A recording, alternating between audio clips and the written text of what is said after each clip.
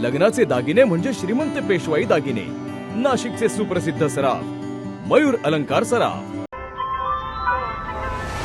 ताज्या बातम्यांसाठी नाशिक न्यूजच्या YouTube चॅनलला सबस्क्राईब करा आणि बेल आयकॉनला प्रेस करा।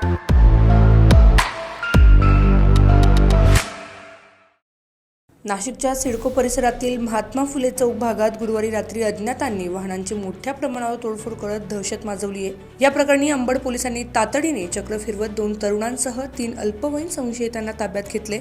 सीसीटीव्ही फुटेजच्या आधारे पोलिसांनी ही महत्त्वाची कारवाई केली आहे। मिळालेल्या माहितीनुसार गुरुवारी रात्री 10 वाजेच्या सुमारास 5 ते 6 संशयित टवाळखोरांनी महात्मा फुले चौक परिसरात धुमाकूळ घातला। रस्त्याच्या कडेला आणि घरासमोर उभ्या असलेल्या 2 कारच्या काचा फोडत तसेच 12 ते 15 दुचाकी खाली पाडून त्यांचे मोठे नुकसान केले।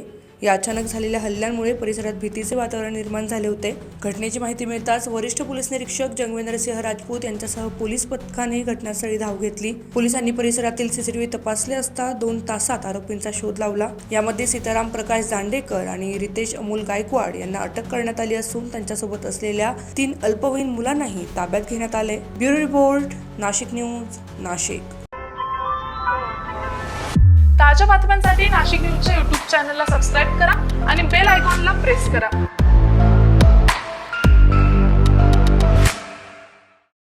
नाशिककर, स्वच्छता असे जिथे आरोग्य वसे तिथे, म्हणून ओला, सुका आणि इलेक्ट्रॉनिक कचरा वेगळा करा। ओला कचरा म्हणजे स्वयंपाकघरातील उरलेले अन्न, फळभाज्यांचे अवशेष आणि इतर नैसर्गिक कचरा, हे सर्व हिरव्या कचरा पेटीत टाका। सुका कचरा म्हणजे कागद, प्लास्टिक, कपडे, काच व धातूच्या वस्तू, हा कचरा निळ्या कचरा पेटीत टाका। आणि इलेक्ट्रॉनिक कचरा म्हणजे फोन, संगणक, टीव्ही, चार्जर, बल्ब, इलेक्ट्रॉनिक उपकरणे व वैद्यकीय साधने, हा कचरा वेगळा जमा करून घंटागाडीतील कर्मचाऱ्यांकडे सुपूर्द करा, कारण स्वच्छ शहर ही आपली जबाबदारी आहे। नाशिक महानगरपालिकेच्या वतीने जनहितार्थ प्रसारित